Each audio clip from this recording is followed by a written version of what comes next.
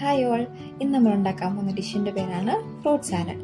ഇതിനാവശ്യമായ സാധനങ്ങൾ അനാറ്, പച്ചമുന്തിരി, ആപ്പിൾ, നേന്ത്രപ്പഴം.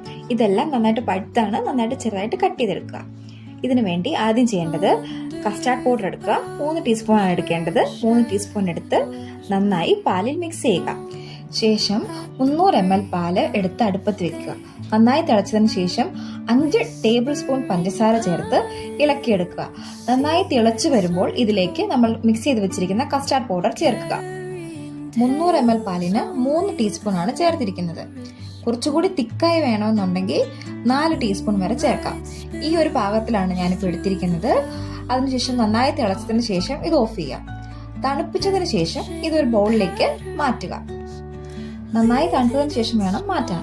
ശേഷം ഇതിലേക്ക് നമ്മൾ കട്ട് ചെയ്ത് വെച്ചിരിക്കുന്ന ആപ്പിൾ, മുന്തിരി, അനാറ്, നേന്ത്രപ്പഴം ഇവയെല്ലാം ചേർക്കുക. ചേർത്ത് നന്നായി ഇളക്കിയതിനു ശേഷം ഫ്രിഡ്ജിലേക്ക് തണുക്കാനായി വെക്കുക. ഓരോരുത്തരുടെയും ഇഷ്ടത്തിനനുസരിച്ച് തണുപ്പിച്ചെടുക്കാവുന്നതാണ്. എങ്കിലും 1 മണിക്കൂറെല്ലാം കഴിയുമ്പോഴത്തേക്കും നമ്മുടെ ഫ്രൂട്ട് സാലഡ് കഴിക്കാനായി റെഡി ആയിരിക്കും. അപ്പോൾ തണുപ്പിക്കുക, എടുക്കുക, കഴിക്കുക. Have A good meal.